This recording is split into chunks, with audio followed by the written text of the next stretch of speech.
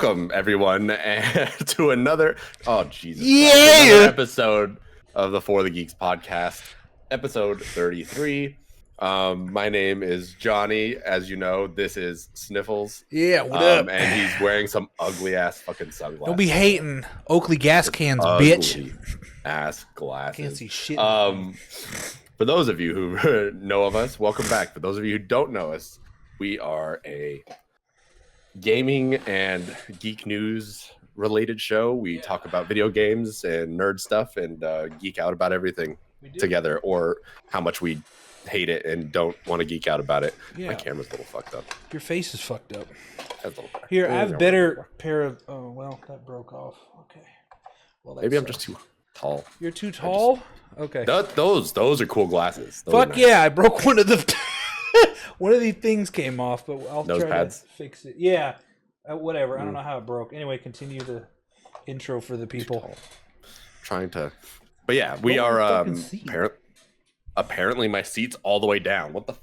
Oh my god, we're having technical difficulties without technical difficulties. Oh my That's god. Terrible. But yeah, we are your one-stop shop for some tomfoolery and bullshit while you listen to some news that we find during the week and we talk about it. So thanks for stopping by. How are you doing, Sniffles? How's everything going? How's the wife and kids? I wish I had just the wife, no kids. I hate kids. How is everything? Let me see. Well, I got promoted today. Oh, you did today? Yeah. Fuck, really? Because my boss... Dude, congratulations. Well, thank you. That's super cool. Yeah, I got... Which is interesting, because I got a raise like a month ago, and then this month, they're like, oh, hey, we're promoting you too. Because my boss had been talking about it between me and my coworker. Yeah. Jenna listens to this podcast. She's Merkley, one of my followers. Anyway, so we're both getting promoted. We're getting out of mailroom next month because look at you. The floor, the main department, we're like a sub department of the claims department. Mailroom handles the physical claims. So I'm going to be a claims reporting and compliance coordinator. So basically I have to monitor and make reports daily and monthly on the status of the claims and if they're meeting compliance. So for people, a lot of people surprisingly don't know what compliance means, is if you pass your deadline, like if I give you something and it's due at the end of the day and you don't fucking give it to me, you're reported and the director finds out, and the director's going to get on your ass because you failed to meet that deadline. I'm like kind of like an auditor, but not really. So I have to monitor everyone's progress and that's shit. Basically what it is. But we have a separate team that are actually auditors. They go through everything and make sure everything's perfect. I'm more about like different type of perfect. I don't know how to explain it. I'll learn about this in a month. I'm nervous because I haven't been promoted in a job in like fucking years. Usually I just have like low position and then I move to another job. But anyway, so that's cool. I'm excited, but we need to find a new person to take my spot, which is difficult because I'm very detail oriented. Which is, it's great. We were going to have somebody replace me, but which was Jenna's friend, but she's stupid because in the interview, you never say this in a fucking interview. I'm also looking for other jobs. Yeah, you don't tell your interviewer that because you're not going to get hired. Yeah, that's fair. Yeah. That's because you're just saying that you're not loyal, which we all know you're looking for other jobs. You just don't say it. I don't think it's about not being loyal. It's just that they know that you're not going to be fully focused on them in that sense, you know? It's basically going to be like I have you as a worker and that's it. You're not looking to further or advance yourself in this area or this place. So what's the point of putting the time in for it? Yeah, but for me, like when my boss asked me before she discussed promotion, she was like, what do you want out of this job, this career? You want career? I'm like, I don't have that brain application because I don't possess that drive anymore like I did when I was an artist. An artist, I'm like, okay, I want to climb the ladder and do the best I can be. This is a means to an end. Every job to me is a means to an end. I just told her that. It's like, oh, okay, so you're just gonna be perfect at doing your stuff. Okay, that's fine. Like, we don't need you to be, super over the top. I'm like, that just happens. Some people, desire career and everything. I just desire a means to an end. That's how I see work. I don't really, I can't process it beyond that. But anyway, so I'm excited for that. That's going to be cool. Nice. I finished Invincible season 3. Oh my god! I actually just finished it last night too, dude. What the fuck? What the fucking great? Fuck! That was what the fuck? And we're only halfway through the comics. Yeah. There's like 6 comic books that are like this thick. We're only halfway through the fucking story. I can't wait till next season to see what the fuck happens. It was one hell of a finale. I actually really liked the episode a lot. I wasn't sure how, just because of how the way season 2 ended. It felt a lot more. It felt like this one was a lot more action packed and focused. Yeah, and I think like the whole thing was just like this insane burst of just animation, essentially. Yeah, like there were definitely some parts in there that were like emotional and like very like emotionally driven in terms of the character stories, but like to me, not the same way that I felt when I watched, spoiler alert, when I watched Mark kill Angstrom. Yeah, that was fucking wild. That was insane. Like, it was watching a character break. That shit was crazy. But this one was Mark stepping into his, his role as an actual, like, not guardian, but like an actual like protector sort of thing. I think. A hero, a superhero. What is interesting, what I really like about this are the parallels between Batman and Superman. It's constant in those stories. So you have like Cecil acting as similar to Batman. Is like, I have these contingencies in place because you are a walking time bomb, and Mark just fucking proved that, because Superman does the exact same thing when he finds out Batman has all this shit set up, and he's like, I see you as a fucking threat. You may be a superhero, but you can go rogue at any minute. And I totally sided with Cecil and all that shit. Yeah. I was upset at Mark too when he fucking blew up on Cecil for that. I was like, dude, you're so immature. Why? Fuck. Yeah, he's stupid. The way I see it, it's not that he's immature. It's just the way he views the world. Mark is very black and white about everything. No, I get that. Cecil is the gray.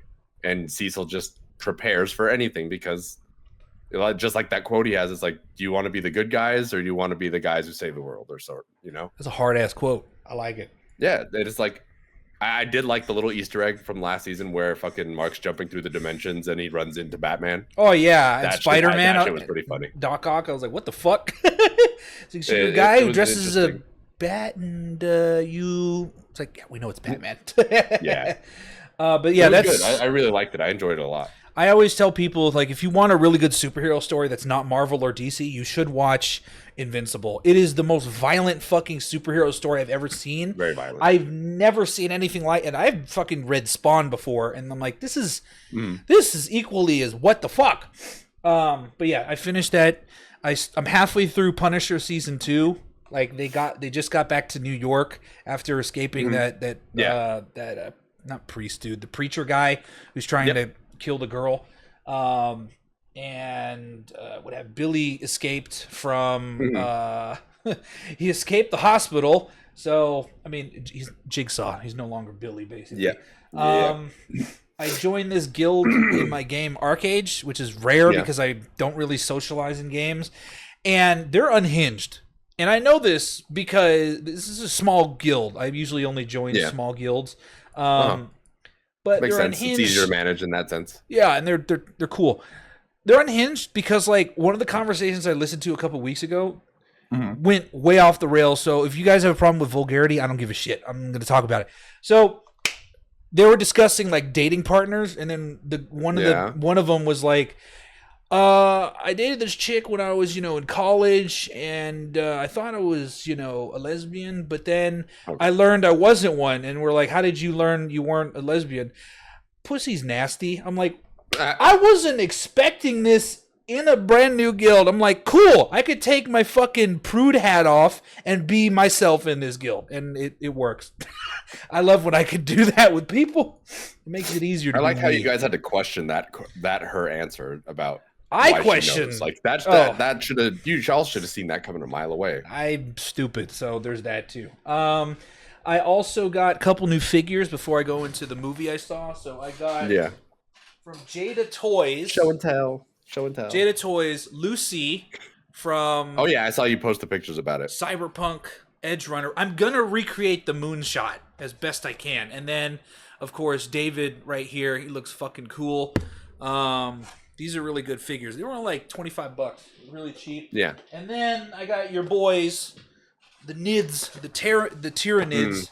I have a Tyranid here, a Hive Fleet Leviathan with a spike rifle. Look at that guy. He's pretty. And then this one is just a normal Hive Fleet Leviathan. So that's what these guys look like inside on the box cover. So I can't wait to make this. I'm going to start taking photos with these guys once I buy like fake blood so I can make it look like it's dripping from their body parts as Titus slices them in half. Nice. And then I think I have a couple other figures on the way. I have a Han Solo figure on the way, which is good. And then the only other thing I did, like a young Han or from Return of the Jedi. Okay. So it's the Endor outfit where he has the jacket and everything. Yeah. I could take it off too. Okay, cool. Fuck me. I also have the I'd rather not. The Ronin. Did you watch Star Wars Visions? Yeah. Hold on, let me go to my closet. Somebody play the Jeopardy theme. I forgot I got this shit. Dun, dun, dun, dun, dun, dun, dun, dun, dun. Yeah, look, this I ordered because Star Wars Celebration happened over the weekend, and they're like, hey, you can order this and we'll give it to you overnight. Here's the box it comes in, and it opens out. That's cool. And here's the Ronin with R2 D56. So I'm fucking excited. I took a photo already with this opened up. This usually I throw away the boxes because they're just boxes. Not a collector, I see. Not of the box. Actually, no. It depends on the boxes. Because if I actually no, I don't throw away the boxes. I put them back in so they don't get damaged in movement.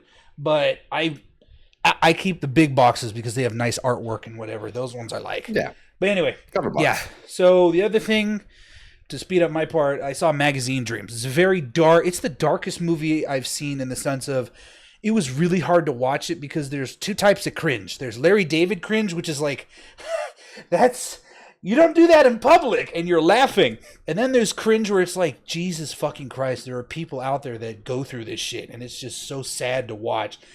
Magazine Dreams, for those people that don't know, was Jonathan Majors' last film before he got canceled, quotation marks, by going to court for sexual harassment and assault with his ex. And this movie was Disney's project. They held on to it, but the original creators bought it back from them and they released it a month ago. It's about a man named Killian Maddox who's a bodybuilder who desires to be on the front of a magazine cover. And his idol is the bodybuilder in real life. His name is Michael Hearn. And in the movie, his name is Brad Vanderhorn, which is such a dude name.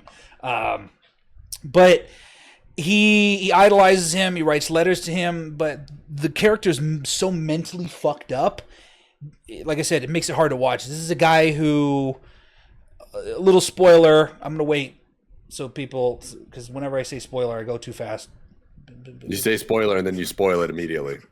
Doesn't even give anybody a fucking chance to run away and hide. Now, okay, spoiler there. Okay, I already said it. Basically, he had to watch his parents shoot each other.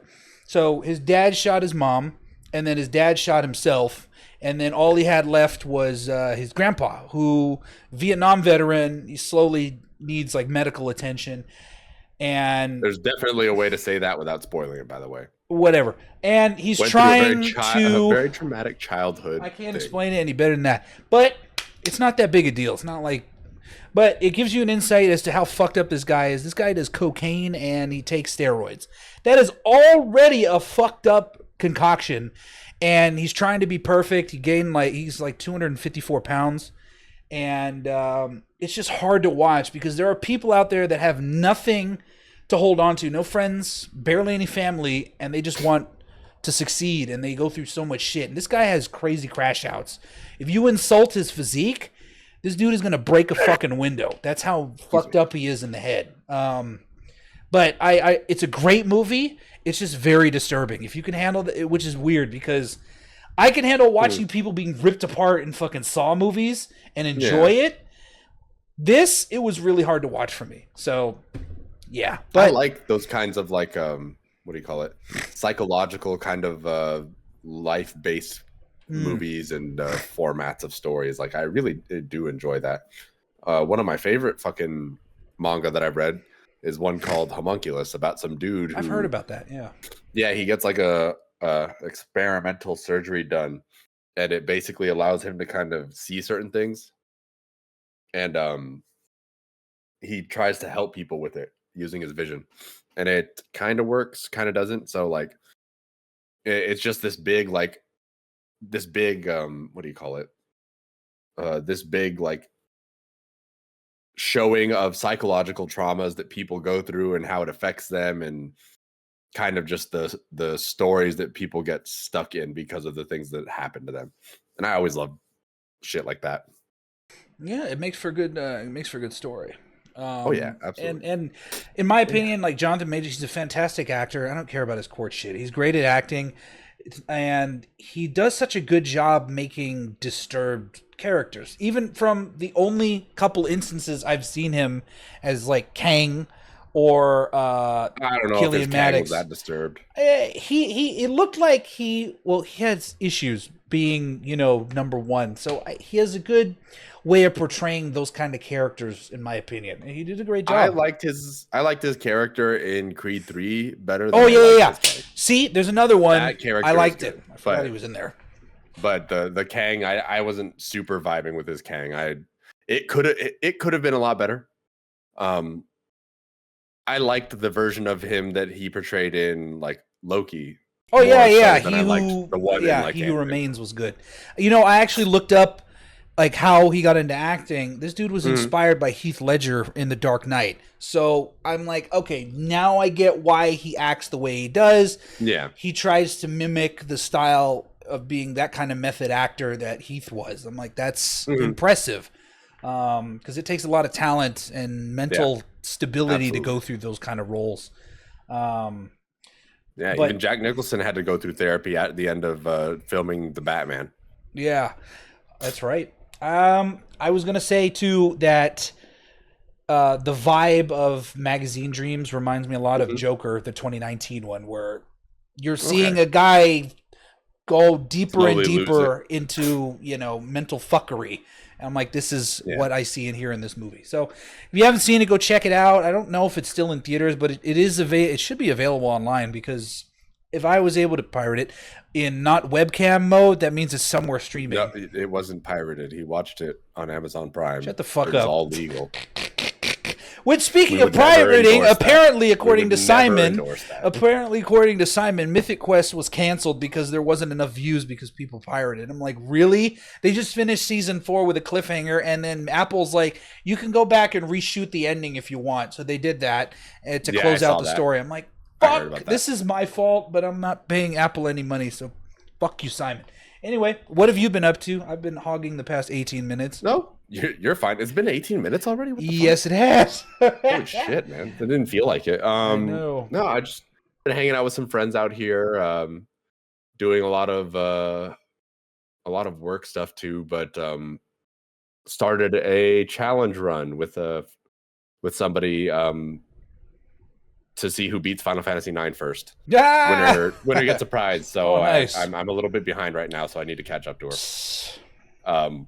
But doing that. What else have I been doing? I played a little Repo recently with Kevin. Oh, nice. I haven't played League a lot lately. Oh, good. You're keeping your sanity. No, I've gotten to a point where I just don't care anymore in League, and I just play it to play it, so I don't get angry when things happen. Oh, that's rare. Or if the game goes bad. I've been playing a lot more Street Fighter 6 again, trying to climb ranks and whatnot. Almost a diamond, getting there. And then what else? Just EDC prep, just making sure I've got all my stuff ready and set for my EDC week and vacation after that. And Edic. Yeah, that's basically it. I haven't been doing too much lately. Finished Invincible.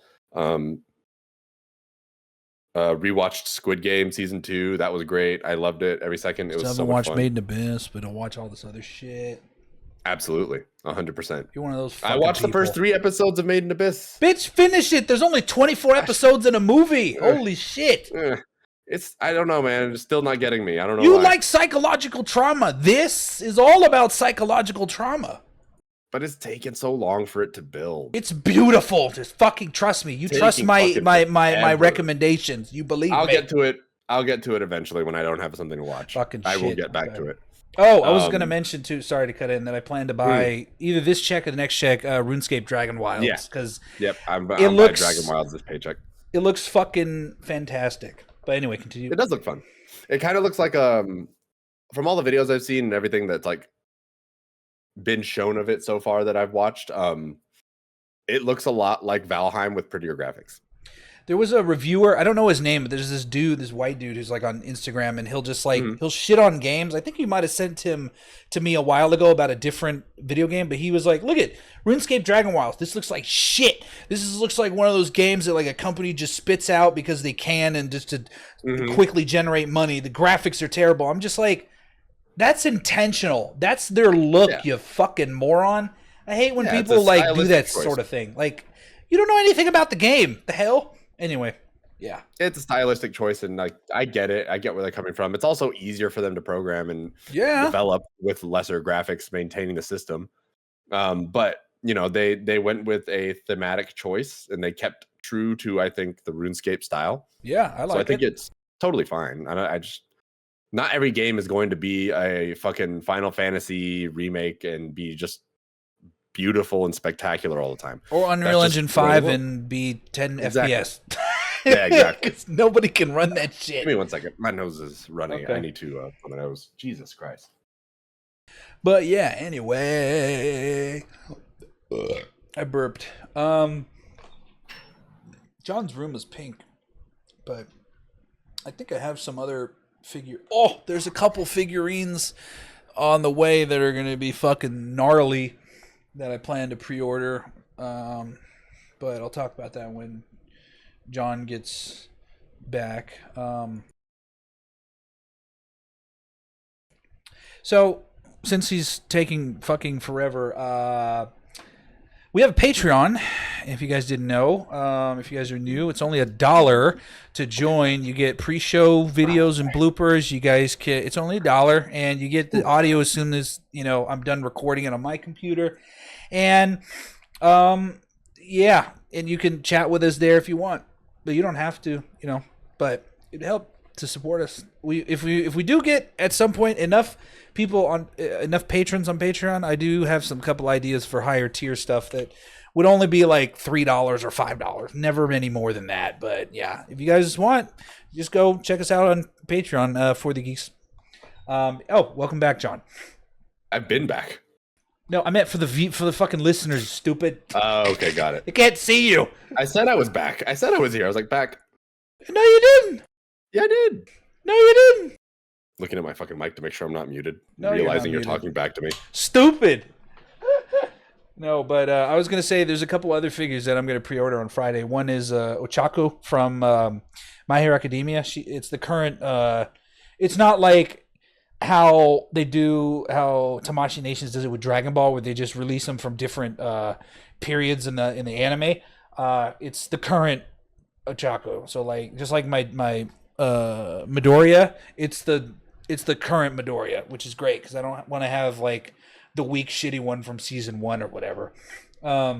And then there's a brand new 3.0 mold Goku, which is nice. Now we have like 100 Goku figures, but this is the one from the Cell games where he's full power Super Saiyan, and the articulation looks pretty damn good. A lot better than other bootleg ones and whatnot. So I plan to get that one. That was only $35 because it's going to be a general sale item, which is nice. And then they just released, I'm not going to buy it, but a new Denji figure of Chainsaw Man. It's from the movie, so this is it looks like his normal chainsaw devil form, but then his shirt is like ripped open and it's like covered in blood and blah blah blah. I have the one where it's closed shirt, black tie, and he just has the chainsaws coming out of his body, sort of thing. Which I need fake blood to make that look really fucking cool in a photo. I'd love to see him tear through like Tyranids or some flesh shit. But yeah, that's all the stuff we have. Yeah. For that, you want to jump into some geek news before the main topic, or main topic first? I don't know. Nah, we can do main topic. It's fine. So there's a lot to talk about. There is. Celebration just happened this last weekend. It there did. was a lot of stuff in Japan. It was from Friday to Sunday Japan time. For us, it was Thursday to Saturday.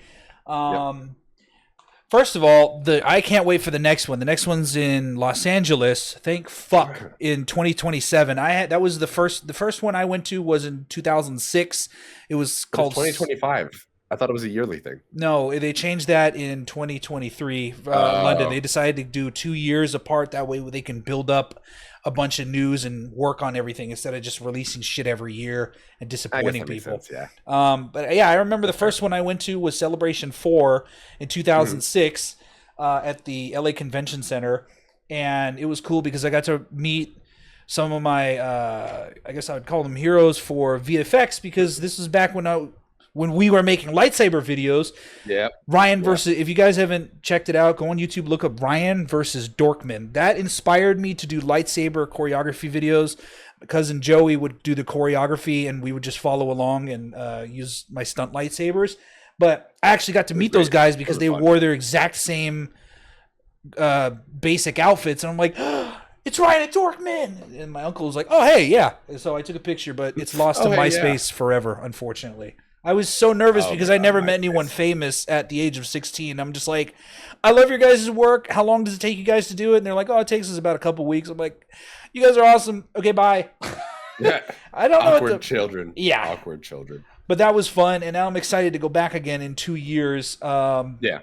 And I'm going to bring, I know you're not going to go, but I'm going to try to get as much. It depends. I mean, if we make a thing out of it for the show, like, I don't mind going. Cool. Because then I can we can record each other and just do on-site content, whatever. Yeah. But I plan to go. I'm going to save up a grip of money because I want to get one person's autograph and photo, and that is Sam Witwer. He's my favorite. I figured you were going to say Sam Witwer. He's my favorite Star Wars person, actor, worker, employee, whatever. As much as I love Hayden Christensen, he's kind of expensive. Sam Witwer isn't. Plus, like, I know Sam Witwer from Battlestar Galactica as Lieutenant Crashdown. I know him as Deacon St. John from Days Gone. I know him as Maul and Starkiller. So he's fantastic. And speaking of Sam Witwer, segue. Hello, I know how to segue.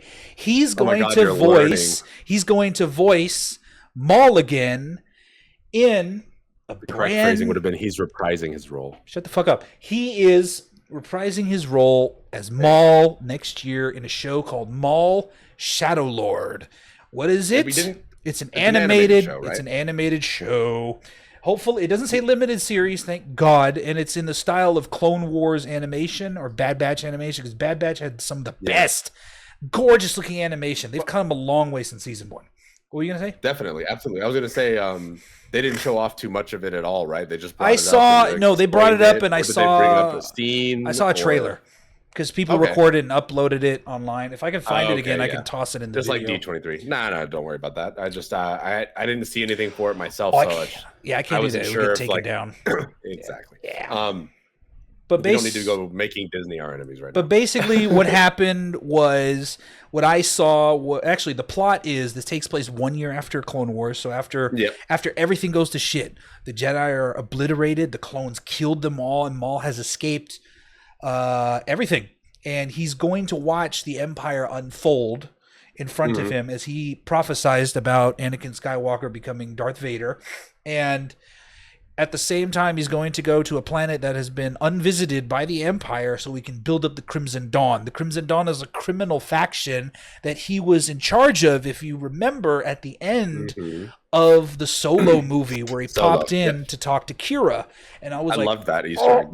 That was great. It was great. That was probably the best part of that movie, because that movie was not that great. I liked the movie. Fuck all the haters. But anyway, point is, we're going to watch him build his empire, and then also there is a red Twi'lek in the video that was one of the Mandalorian soldiers that served him on Coruscant for the short time that she did, and he's going to make her his apprentice. Now, for expanded universe fans, we know that might be somebody. It might be Darth Talon, not without the Darth title, because he's no longer a Sith, but also, for people that know Lucas's work, Lucas's original drafts for episodes 7 through 9 was going to be about Darth Maul's successor, Darth Talon, fighting against Luke Skywalker and the surviving Jedi and whatnot. Of course, that didn't come to fruition. But Lucasfilm, Lucasfilm is known to hold on to all ideas, just like Lucas, and not throw them away, so that they can use them again in the future in some shape or form,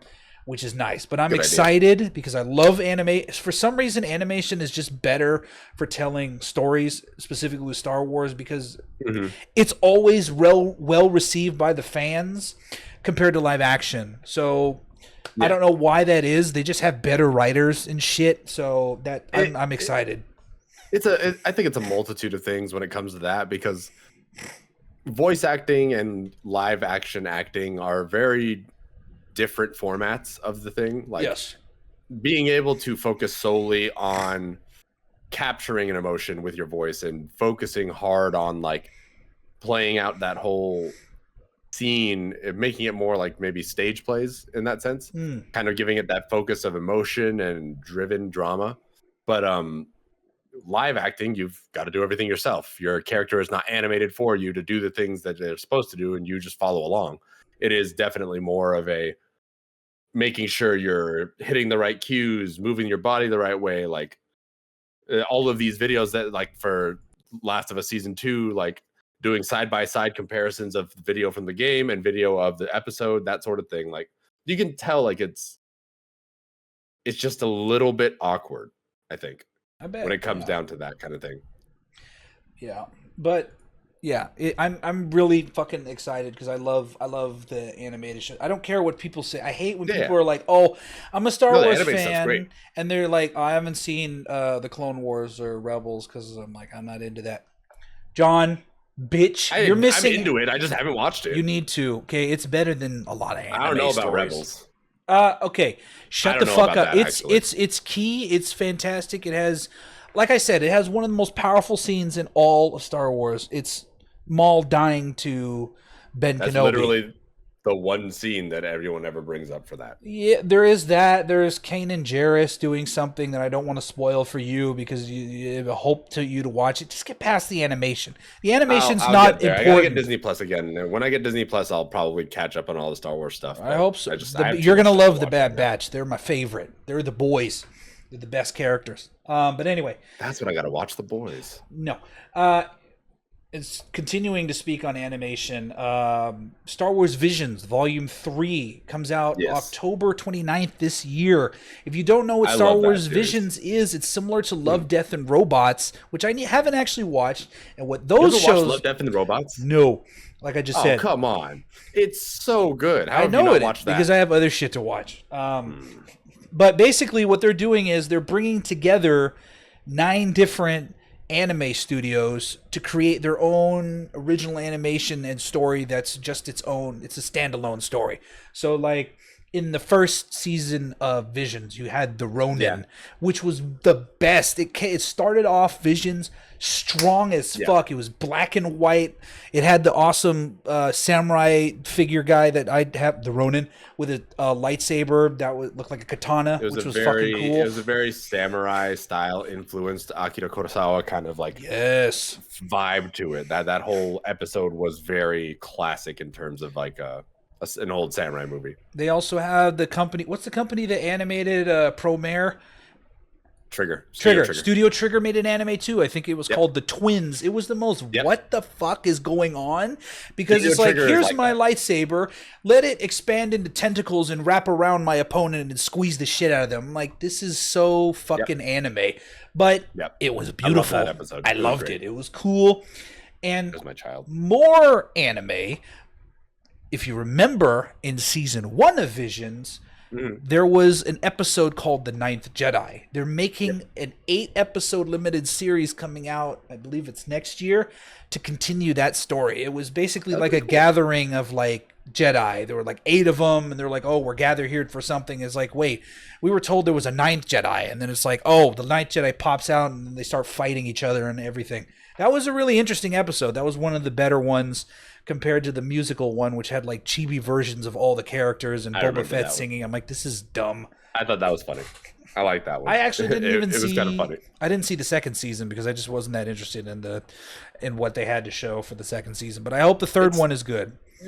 Just watch it. I will. They're literally just what if episodes. I will.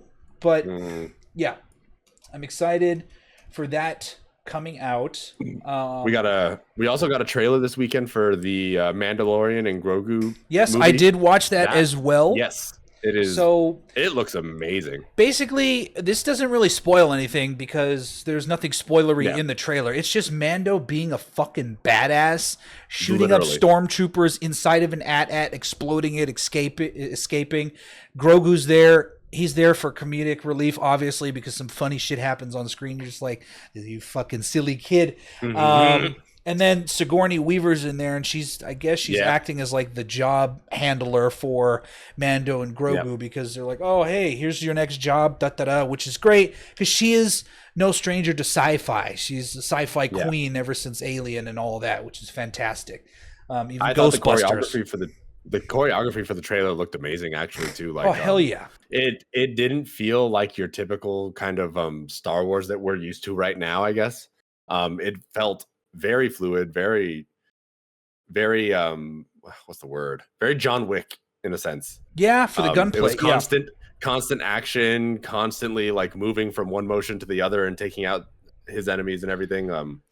Really using his whole kit. He used the flamethrower. He had his like little hook thingy. The whole thing was really good. And it was just the cool reveal I thought about the trailer was that he blew up the AT, and you get to see like it's traveling in a convoy on the side of some mountain. Just they always have takes the beating, blows up, and just falls down. Like everything about that trailer looked really fun. And the Razor Crest is back. I don't know how the fuck that happened because he nuked that shit in Mandalorian. I was like, everyone's favorite ship is back. Hell yeah, because the N1 Starfighter is fantastic, but that's not a home. That's a fucking car, basically.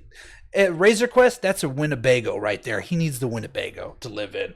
That's fucking good. See, that's the kind of ship I would want in sci-fi. I want a freighter so I can live in it, not just go from A to B. What were you gonna say? I was just like, just the whole thing itself was really fucking cool. I really like the Mandalorian show, so like I'm super excited for this movie at least. The release date is your fucking cursor. My cursor's not in the way. It was blocking the thing, the anonymous dingo thing. Anyway, it comes out May 22nd, 2026. So next fucking year, I'm seeing this shit opening night. It's a Star Wars movie. And what's great about this one, in my opinion, is that it's not... Okay, I know melodramatic is a part of Star Wars because Star Wars is a space... It's a space western opera. It's all of that. But... It's also fun. This movie, just from the trailer alone, encapsulates that I could turn my brain off and just watch fun shit happen in Star Wars, which is what I'm hoping to see for the next movie, another segue, that was teased, called Star Wars Starfighter, being directed by Sean Levy, a.k.a. the guy who made Disney $2 billion for Deadpool and Wolverine, and it'll be acted by Ryan Gosling, who didn't really spoil a lot, which is fantastic. They are in pre-production, and they start production in the fall of this year, and the release date for that is May 28th, 2027. And I'm excited because all I want, ever since Rogue Squadron was announced, I was like, oh my God, we need a fucking Top Gun style Star Wars movie. This movie will take place 1 year. No, sorry, not 1 year. A couple years after the Rise of Skywalker. So it's brand new territory, brand new characters, which is everything people want because we were tired of doing homework like the Marvel formula and shit. It's nice to have one contained movie that's just a fucking fun experience. That's what people love about Star Wars. It's fun. It's great. It's sci-fi. Yeah. And I'm hoping that this can do that. The last time a Star Wars standalone movie did really well was for Rogue One, and it was its own self-contained story. It went through everything that you needed. You learned the characters, you got the story, and you got out. But it was still connected to the Skywalker. This isn't connected to the Skywalker saga. This is way over there. It is connected, but it was connected only by the ending scene. Like, other than that, it was literally just a story. Vader was in there. It was about the Death Star. Scene. No, he wasn't in the ending scene as well. Mainly, he was in like the last 75% when Krennic had to go visit him, and he's like, "Don't choke on your aspirations." But yeah, this is all about the Death Star, which is connected to the thing. Starfighter, nothing. No legacy characters. None of that cameo shit's gonna be in here, which is great. But I forgot, going back to the Mando and Grogu thing, what I did see in the trailer was they brought back one amazing character. His name is Zeborelios. He's the big purple beast-looking guy in an outfit. And I'm glad to see him because he was such a cool character. He's voiced by anime voice acting legend Steve Bloom. So I can't fucking wait to see him. Yeah, he does a lot of... that character's in Star Wars Rebels, so that's another reason to go watch it because he's a fucking great character. His race is called a Lasat, and the Empire eradicated most of his race, and he has a vendetta against the Empire because of that, which I can understand. They wiped out a lot of his race and everything, or enslaved them or whatever. But yeah, I'm excited that they announced 2 movies and they're actually working towards this as compared to in the past where they just announce. This is probably another reason why they don't do it yearly is because when they announce shit, they don't have a plan. There's no script. They're just like, here's a title, which is either Bob Iger or Kathleen Kennedy's plan when they had that shit, and it led to failure. Now it's like, we need a script. We need to show progress. We need to have this, and then we can announce it to public. And it's like how people say, I need to see a trailer before I start giving a shit about a video game, which is true. Because if you don't have a trailer, if you don't have gameplay and you just have cinematics, people still don't give a shit. There's not much to go off of. No, because we don't know what the hell it's going to be like. It's like, this is just a movie. Like, we want to see what the game is like. That's more important than the story. Absolutely. Speaking of that, though, we did get a trailer with some gameplay in it, shockingly. Star Wars Zero Company by Respawn, Bit Reactor. They worked on XCOM. The trailer basically just shows like a ragtag group of soldiers, for lack of a better word, I guess. Yes. Going into a battlefield in what seems to be a Clone Wars era. Yeah, it's in the twilight hours of the Clone Wars. Yeah. It looks really cool. Honestly, the cinematic looks great. And I am a big fan of strategy games like this, tactics strategy games. Me too. So I like having one that's based in the Star Wars universe. The fact that you get a Jedi there too, in some way, shape, or form. I don't know if it's actually a Jedi, but you get some form of lightsaber user. It looks really fucking unique. You got like a random Mandalorian. You have there's a clone there too with Phase 1 armor. I was like, what the fuck? Okay. And then you got your stereotypical fucking rogue character, fucking Han Solo guy with the smuggler, fucking pistol. Yeah. But it looks like it's going to be fun. The gameplay and the graphics themselves are still early in, but they don't look bad. My question in terms of the actual game is, will the levels have a large enough depth to really make that tactics feel like XCOM does, where you can scale a building and have your sniper post up on the top and that's cool. Give yourself overshot over like a whole area? Or is it going to be these smaller contained maps that are more what do you call it, more skirmish based and less mission based? I don't know. We'll have to see. I've never played any of the XCOM games. The only games I played that are similar to this is Shadowrun Returns, which is a fantastic game in and of itself. It's a great cyberpunk themed And that's pretty story. close. Yeah. That game is pretty close to the same type of game that this will be. So if you've got that, then you've got a good idea of what we're looking at, basically.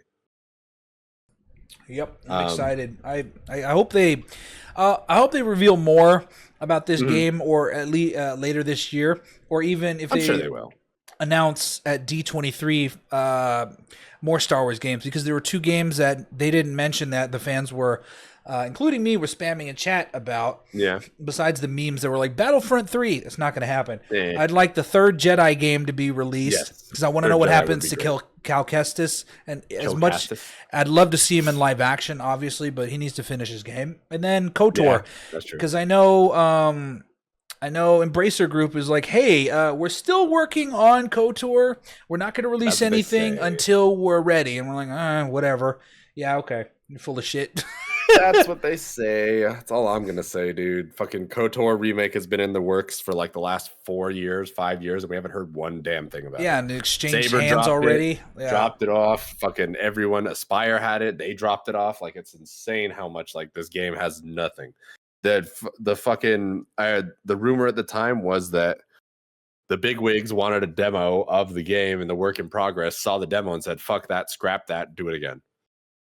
And so it's just like, dude, there's no way. Like, I have to tell myself it doesn't exist, because if I believe that KOTOR remake exists, I'm gonna have that hope to hang on to, and I don't want to like live off of fucking copium. There was a chance for it to exist prior to Disney doing this shit. Yeah. And it was a fan project they were remaking the game in Unreal Engine 4. It was called Knights of the Old Republic, Asperion or something. They had alpha footage and everything. It looked really beautiful. And then as soon as KOTOR remake got announced, Disney pulled that shit away. I was like, no, fuck you. Because now it's going to take forever. It's never going to happen. They're just like Nintendo, dude. Don't touch my IP. Yeah, fucking A. I forgot another game that I played that was like strategic top-down. X-Men Legends. Yeah. Remember that one for consoles? I don't know if I'd consider that one similar. That one's more of a Ultimate Alliance kind of game. Oh, okay. Never mind. More Ultimate Alliance. More of a beat-em-up, multi-character, team-based game. Less of a strategy game, per se. Okay. In other Star Wars news, though, for the movies, they said that... Okay, so they said that... what the fuck is in it? Oh, Taika Waititi, his movie is still in production. There's a couple other directors that they talked about that still have their projects in production that they haven't spoken about, like Sharmeen Obaid-Chinoy, the documentarian who's making the Rey movie, is still in production. We're like, okay, cool. And then they didn't announce this at the convention, but they released this on social media that there's going to be a new trilogy, a standalone trilogy by director Simon Kinberg. I'll list off his filmography. It's small, but it's impressive. He was a writer or he was a producer on the following movies: XXX State of the Union, Mr. and Mrs. Smith, X-Men The Last Stand, and all the new X-Men movies with the younger cast, Jumper, Sherlock Holmes, Elysium. That was a great fucking movie. And his director debut was from the Dark Phoenix movie, which nobody fucking saw. I didn't see it either. He also rough, not gonna lie. He also worked on The Martian, Chappie, Deadpool 1 and 2. Sean Levy did the third one, and he did Logan. So this guy, I like that they're bringing in experienced people now to direct shit that know what the fuck they're doing and make successful movies, instead of just something like J.J. Abrams, who's like made a couple great movies, but then the rest is mid, or whatever. So my real question with this is a big thing because it's a trilogy and it's a standalone trilogy, which means it's not part of our current standing universe in Star Wars. Obviously, no Skywalkers and things like that. Yeah, it's free reign. Do we think, and again, just looking at his resume right here, a lot of these movies and stories are on some of the heavier, more adult themes and darker. That's true. Do we think that this could be the resurfacing of the Darth Bane trilogy? That's what I would my like. real question. That would be what I'd like, which would be, again, I've said this many times, is great, and that would bring in millions of dollars if done correctly. But the problem is done correctly, because it's very hard to do a story about a villain to make you care about him. It's worked before. Vince Gilligan did it with Breaking Bad, because it showed a normal guy go from normal to a criminal, and you're like, shit, I don't know who to root for. Do I root for Hank or fucking Walter? I don't know. And then now we're going to see next year with Maul, Shadow Lord. He's the central figure and he's a villain. It's like, how is that going to play out with a villain as the main character? You're not focusing on a Jedi. You're focusing on a guy that kills people for fun, you know? So that's in terms of movie history. And I've had this argument with many people in the past, because I want the Bane trilogy to exist. It is going to be difficult for people to side with a Sith Lord. And people know Sith is evil, but I don't think it'll be that hard for them to side with it. Most people like I know care about Jedi and not the Sith. That's why. So I'm like, okay, well, it will be something fresh. It'll be something new, and I think that kind of spark is going to give people a way to kind of really like dig into it and kind of see what they're missing on that side or in that aspect. I don't think the villain themselves are a problem. Being centralized characters for a story, because it works in many different forms of media. The real difficult part is whether or not the writing stands up to it. It just has to the writing stands up to it. That's all it is. If they just copy the books as best they can, it'll be great and not change much. For those of you who don't know the Darth Bane story, it's a guy who was working as like a miner on an outer rims planet. He was in a bar one day. The Empire. This takes place about 3,500 years before Phantom Menace. So back when the Old Republic existed, there were no Darth titles around this. There were no, they weren't called the Sith. They were called the Brotherhood of Darkness. And only people were called Lords. There were no Darths, because they didn't want anyone to be higher than another. There's thousands of Sith throughout the galaxy. Anyway, so he's in a bar. The Empire comes in and they're shit talking him. And he's like, you guys are fucking crap. Blah, blah, blah. You wouldn't last one day in the Empire. Flash forward in the Empire as a Sith soldier. Dude's kicking ass. He finds out he has the Force. He gets recruited to the Sith homeworld Korriban, and he learns and he starts training in one of the different types of Sith trainings, which is like Sith sorcerer, which is Palpatine for the most part. Their mastery of the Force. Then there's the Sith warriors, which is primarily like Vader. It's hand-to-hand combat with a lightsaber. And then there's like assassins that specifically just cloak themselves in darkness and go out and kill targets. He was a mixture of all of that. He was one of the best. So if for example, if Darth Bane, he's my favorite Sith, if he were to face Palpatine, he would kick his ass. There's no question. Like, I get he's 1,000 years of Sith in one body, but Palpatine, he'd kick Palpatine's ass easily, because he has the Orbalisk armor, which can resist lightsaber damage and force lightning. So good luck doing that. But anyway, that would be fantastic, because it also introduces the rule of two. Darth Vader exists in the Star Wars universe in an ugly samurai outfit from the Clone Wars Season 6. Voiced by Mark Hamill. When I saw that, I'm like, what the fuck is this shit? You should have gone with the original design. It was terrible. But I'd be excited. Any design would have been better. Yeah, I would love to see that sort of thing. But it would to me, I think it would work best as a TV show. Similar to possibly Ahsoka. But since I mentioned Ahsoka, I'm good at segues today because it's Star Wars. Ahsoka Season 2, shut the fuck up. Ahsoka Season 2 had a great panel. They didn't show a trailer, but they showed like a sizzle reel of footage. And because they haven't started, concept art. They haven't started shooting. They're shooting actually this week. That's what Rosario Dawson said. And this will come out next year, which will be great. I believe it comes out in April. Anakin will return. Hayden Christensen will return. Dave Filoni was on stage and he's like, there's going to be a lot more Chopper because I know you guys like Chopper. I'm like, duh, he's better than R2-D2. That dude is a fucking menace. And I think he also said, why do we like war criminals? Why? Because he's fucking, it's Chopper. If you think about it, astromech droids are like cats. They do whatever the fuck they want whenever the fuck they want. And Chopper is like that. You tell him to do something, he's like, nah, I don't want to do it. He's like, what the fuck? And then they'll just start creating chaos. I didn't know this, but Chopper's actually voiced by Dave Filoni as well in the show. That's he funny. just has like a voice modulator. And if you look at R2-D2, he's also a fucking menace, pushing C-3PO into that droid factory in Attack of the Clones because he's a dick. He's like, get the fuck out of my way. Bang. Yeah, basically. Knocks him over. But yeah, so that's going to be cool. And he also said that Admiral Akbar is going to be returning because he's not dead yet. He dies in The Last Jedi. In the most shittiest way ever, too, which just sucks. But he wasn't like a big character. He was a side character. But he also said that he resisted very hard. He did not write the line, it's a trap, because he's like, he can't keep saying that. He has to know it's a trap by now. It's like, good. We don't need that shit. That's played out. It would have been great to hear it one more time, just saying. But he's going to go up against Grand Admiral Thrawn. And he said half of this season is going to be one big battle. There's going to be lots of starships flying around, lots of explosions and everything. It's going to be fantastic, which I can't wait to fucking see. Because that's what we need. Because the first season was really slow build up. It was essentially Star Wars Rebels Season 5. And I give that season a 6.5 out of 10, if I'm being completely honest. Like, I love Filoni, but he didn't know what he was doing with that season, and it could have been way better. But I hope this season is much better. He also got really emotional because of Ray Stevenson's passing.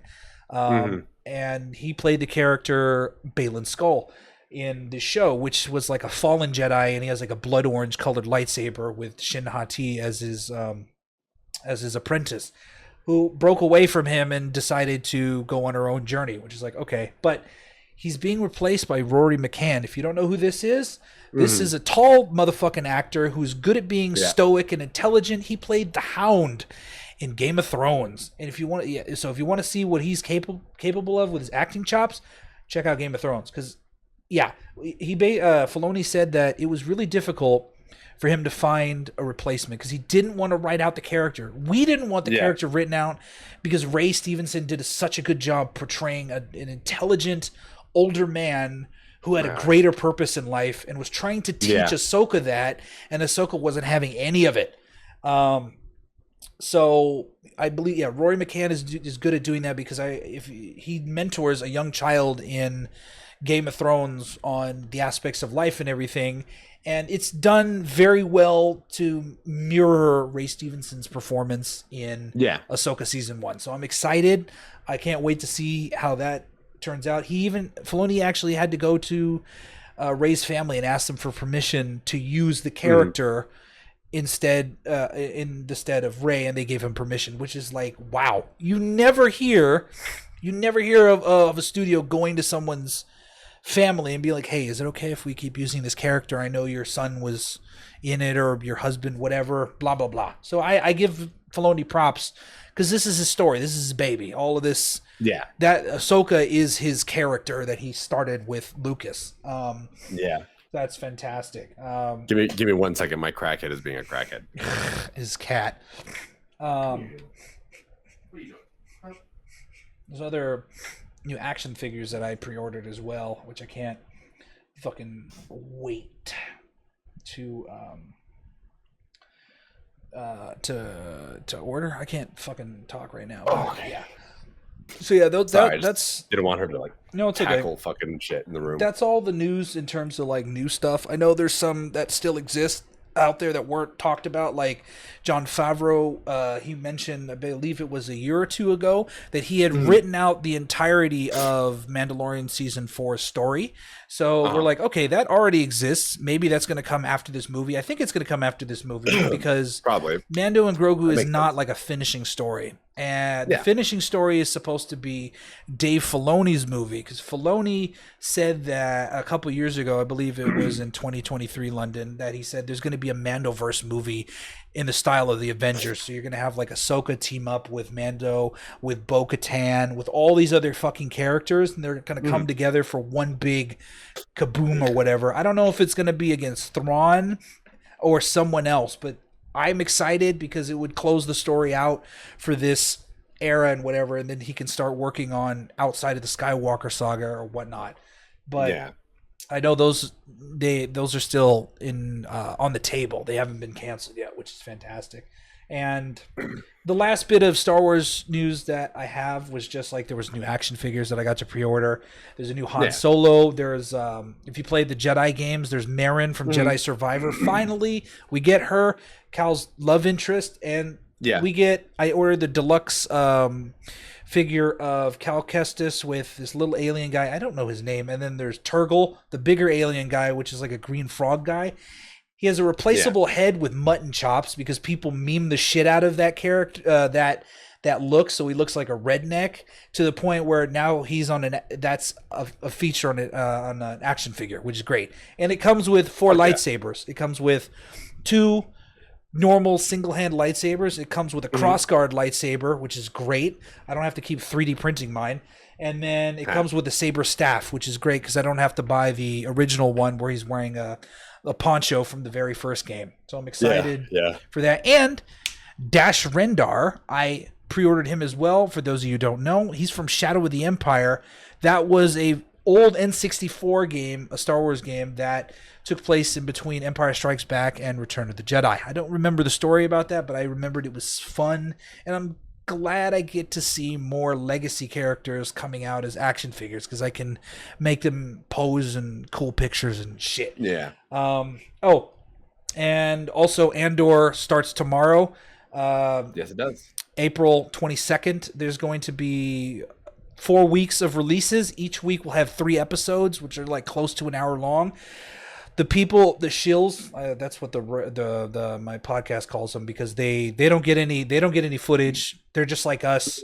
They watch it with us, but the shills, they get the entire show and then they review it. So IGN already gave it a 9 out of 10, I believe, which is like, whoa, that is rare. They drop a 9, but it's Andor. So I don't know about that one. They don't have a lot of 9s for anything. Like they usually have like probably less than 10 per year. That's not a lot. I usually watch their yearly wrap-ups. But yeah, anyway. Andor, if you guys haven't watched that, I know some people have a problem with it. I don't fucking care. Shut up. Go watch it. It is dark. To me, it's perfect because it brings out what the Empire always was to me. It's a dictatorship. I understand that Star Wars is for kids, but you got Darth Vader killing children, and you have a problem with the dark, angsty violence of Andor. You're weird and don't make any sense. Because it's literally about the birth of the rebellion. Because it takes place alongside of Star Wars Rebels, and it shows Cassian Andor going and killing in cold blood stormtroopers all over the damn show, or officers, and infiltrating and just blowing shit up. Not as extreme as Saw Gerrera because he's an extremist political figure versus this guy. Terrorist, but yeah. He's an extremist terrorist, yes. But I highly recommend watching it because it's the least Star Wars show, and it leads directly into Rogue One. So if you like Rogue One and how dark it was, this is the beginnings of the Rogue One story. Yeah. Because it actually starts, this entire series starts off exactly like Rogue One. Within the first 15 minutes, Cassian shoots somebody in cold blood. It's like, okay, this is no longer the same Star Wars that I know. This is completely different. That was my feeling when I saw it when I saw Rogue One in theaters. I was like, what the fuck? That doesn't happen in Star Wars. Yes, it does. And I always thought that because if I were to make like a Sith movie, I would make it as violent as possible because they're evil. They don't have morals. The Empire does not have morals. They exploit the shit out of regular citizens just for fun. The Empire does not give a fuck about people, and Andor storytelling does it perfectly and shows this is what it's like to live under a dictatorship as best as we can show you. So, or you can just read World War II history and learn what Hitler did. There's that too. But it's the same. It's similar. So I'm really excited for this tomorrow. I'm probably only going to watch 1 episode a night because I don't stay up very late during the week, but I'm very fucking excited. You saw this first season, right? Yeah. Okay, cool. So I'm excited to see this season come out. I do enjoy the espionage style stories that have been coming out more recently. It, like you said, it's a very different take on what we know as Star Wars. Everyone thinks of the general movies of Jedi versus Sith, lightsabers, all that bullshit. But there's, I feel like, not as much focus at least in the public eye, on some of these grounded stories and these more like normal humans. Yeah, and that's people why I who like it. Yeah, exist and live in this world. Yeah, outside of this grand scheme that are just kind of caught up in the swell of everything that happens in this universe. Yeah. What makes it really great is well, despite the actors their performance is spectacular. The writing and the dialogue they have is great, but it's just the idea of you need to do whatever it takes to stop the biggest evil in the galaxy, whatever by whatever means necessary. That means killing a bunch of innocent soldiers. Innocent. Y'all signed up for this, so yeah, innocent, because this is what it's going to take for them to learn. Don't fuck with the lower class people or whatever. They will fight back and take you down, which is proven because they did it in the fucking movies. But yeah, I can't wait for tomorrow to watch this shit because I love it. But I believe that's all the Star Wars news I have, besides a couple rumors that were talked about on Rebel Force Radio from a couple episodes ago, where that there's going to be there's a rumor. They have an insider rumor because they're friends with people in the industry that work at Lucasfilm.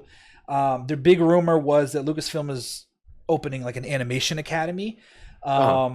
And they're going to have like a contest because like it's so easy to just open up Blender and make your own animations at home and stuff like that, or in Flash animation. Well, Flash doesn't exist anymore, but yeah, like that. And their goal would be 60-second shorts on YouTube. The best of the best will be featured on the Star Wars YouTube page, and then from there they'll decide the best out of whichever one gets like the most views. They would be brought on for like a future Star Wars Visions episode. That way they don't have to pay an entire studio to animate one episode. They could pay less money to an individual artist, but they will also give them a big budget. They'll be like, here's X thousands of dollars, make an epic 20-minute episode, whatever.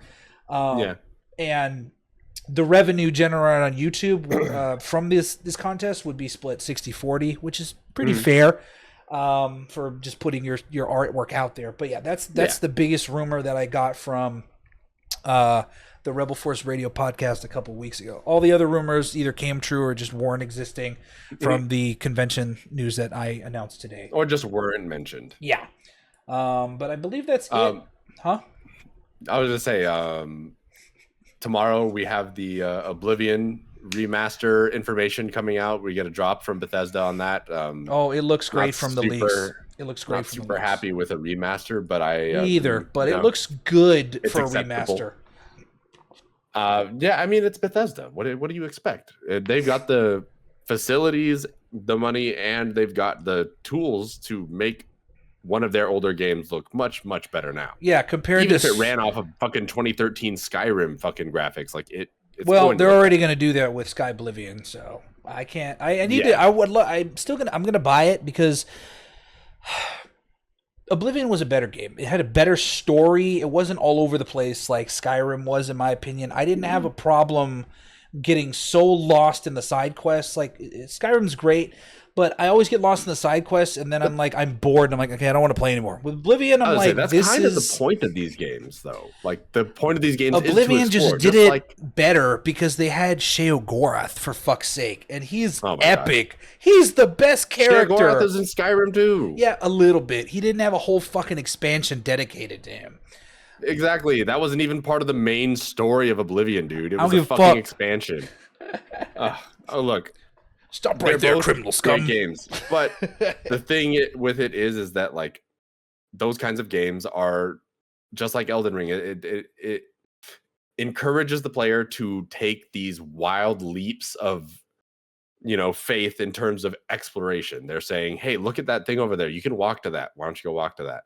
You see something in the distance that looks a little weird or a little strange or different from the things you're around, and you're obviously pressed to go explore it, and it gives you the free will to scale a mountain however the hell you wish. Yeah, like a horse. You can do whatever you want, break the game, break the geometry, break the fucking everything.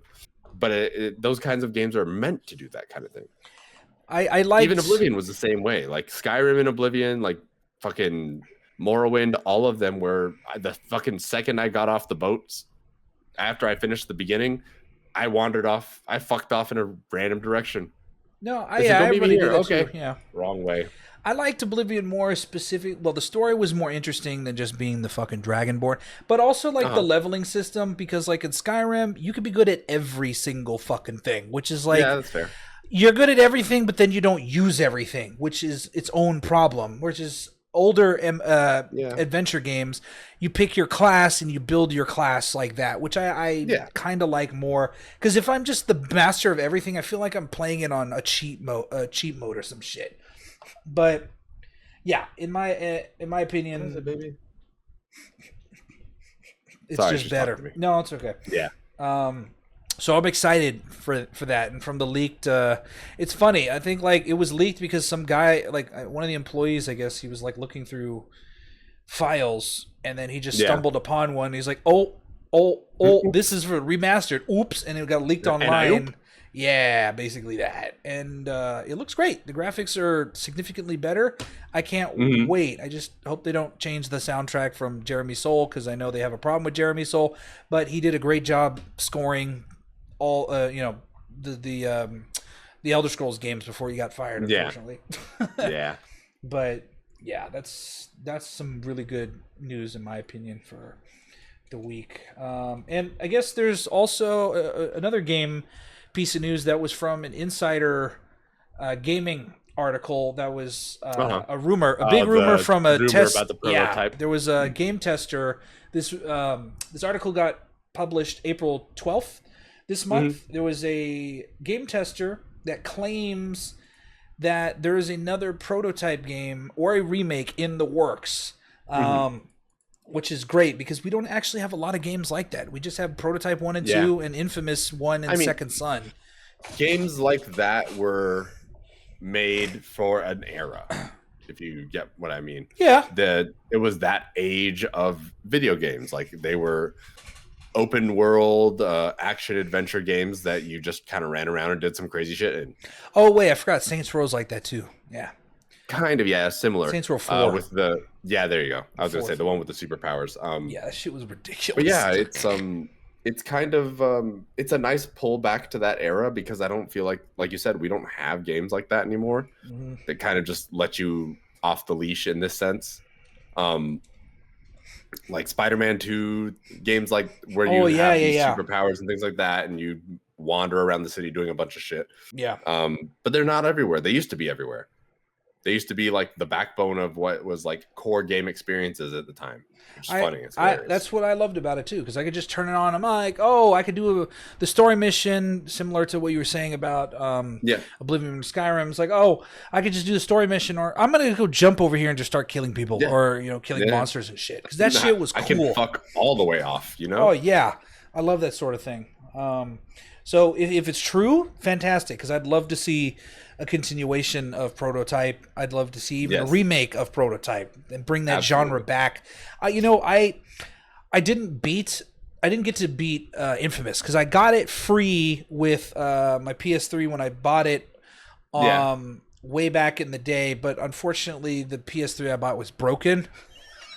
Because I bought it from eBay, and I thought it was backwards compatible. I got the model number wrong, and I got it, and they're like, we don't accept returns before eBay's like, you have to accept returns, which happened like within the last decade or so.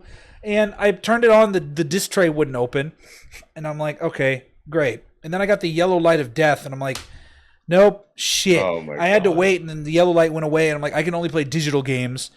And I'm like, I don't want to pay like $50 to $100 to take it to Play and Trade so they can open it up and fix it. I'm like, nah. Yeah. So I just stopped playing, and then I got a PS4, and I'm like, okay, I don't have this issue anymore. But yeah, I regret not being able to play Infamous because having lightning powers, that's one of my favorite elements when it comes to having elemental-based superpowers is electricity or lightning. That shit's cool.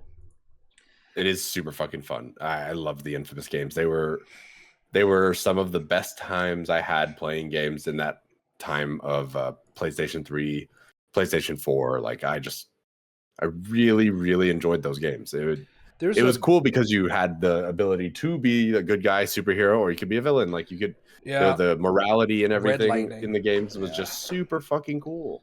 There's a lot of PS3. Well, there's a handful of PS3 games that I own that I just never played. That's the problem with consoles with me, is because I became a PC gamer. I'm just like, I don't really want to play console games unless it's never coming to PC, like the Infamous game and all that. I have like Resistance, and I'm like, I never actually played it. I know it's really good, but I never played it. I just bought it, and I'm like, fuck, it's gonna stay here. It's gonna sit here in my nice little cozy corner. Basically. And then in other news, hysterically, 4chan got hacked. Not surprising. They had like the same old ass code for years. They never updated, and then it got hacked, and like a bunch of emails got released from like that were like the moderators. They have like edu and .gov emails. Like, oh shit, these aren't just normal people that were running the website. These are teachers or government people. Definitely, absolutely people like that. Y'all fucking There's no freaks. way. Oh my god. But yeah, I think that's it we have for today. I think that's all we've got this week. Yeah. Yeah. It was good. It was good. Yeah, there was just a lot of Star Wars stuff. There's with Star Wars Celebration over the weekend, it just kind of snowballed out of control. There wasn't many like big gaming things updated this week. It was mostly like Switch stuff. Yeah. Just like they did tease that there's going to be over tariff prices and Nintendo did tease that there's going to be a new Mario game soon. They're like, because I saw on like on IGN they said Nintendo heard that you guys were like complaining that there's no new Mario game, and like, oh, they only announced Mario Kart, and they're like, just wait. I'm like, oh, okay. Yeah, so they're gonna have a new flagship Mario game. Mario. Of course, they always do. Yeah, and they just started with Donkey Kong this time.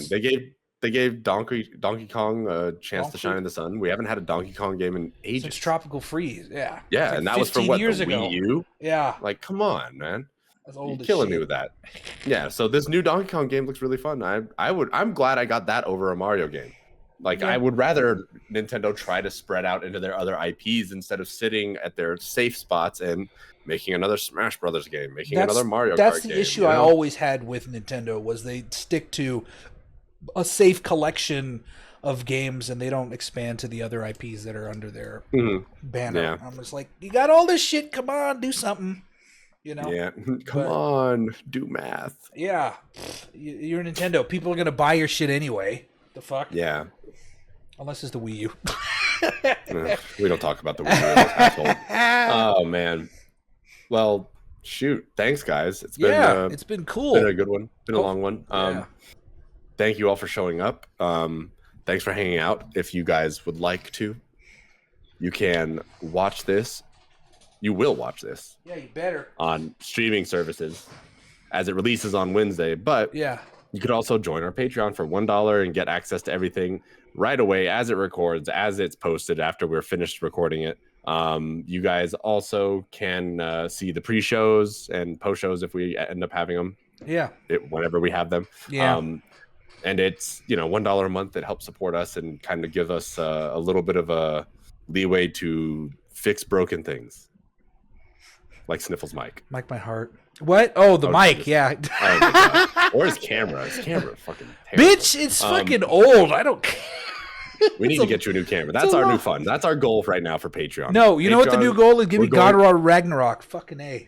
The Patreon goal is going to get Sniffles a new camera. It's this so know that it's going to the right place. C920. It's fine. Time to update. But if you want to follow us on other social media stuff, you can follow us on Instagram at For the Geeks with 2 S's. You can follow us on Twitch at For the Geeks Games. Don't really go on there all that often, so do what you will with that information. You can follow me on Instagram at YoYoDesu. Sniffles, where can they find you? You can find me on Twitch, which I haven't streamed recently. At Seger Plays. Shut up. On Twitter at Seger Plays, as well as Instagram. But my main Instagram handle is Seger VFX, where I post complaining shits in my story because I don't like people, and I post my toy photography or just photography of any kind that I like on my wall. So yeah, you should go check that out. But also check out the Patreon that I talked about earlier, and he talked about earlier too. It's only $1. It's only $1. Oh, You can also follow me on Twitch at Yo-Yo Ninja Boy. Yeah, all he the streams. links will be down there in the thing, somewhere in that box, that little gray box that's like right here. Yes. You'll find it. I promise. Yeah. But thank you guys for tuning in. Thanks for hanging out. And as always, game like you mean it. Booby lips.